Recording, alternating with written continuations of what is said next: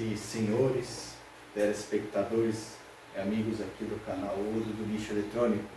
Tudo bem? Beleza? Bom dia, boa tarde, boa noite. Meu nome é Elzener Silva dos Santos, sou mestre em recuperação de ouro em resíduos eletrônicos e outros metais nobres também, ok? Tenho aí o prazer de apresentar esse vídeo, né? Estamos aqui no final, né? Lógico, mostrei a parte interessante primeiro para vocês. Vou mostrar para vocês que é possível, né? Aí está fazendo a mineração urbana.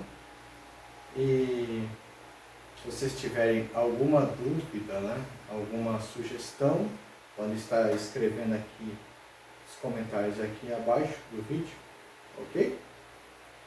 Qualquer dúvida, estou à disposição. Se vocês não gostaram do vídeo, pode dar um dislike. Ou se vocês gostaram do vídeo, vocês podem dar um like. Ok? Então é isso aí. Só mostrei o trabalho para vocês. Estou fazendo a venda desse minério. Eu queria mostrar esses detalhes aí para vocês. Ok? Tudo de bom. Um forte abraço. Fiquem com Deus. Até a próxima aí. Canal Ouro do Lixo mostrando aí os fatos para vocês. Tchau.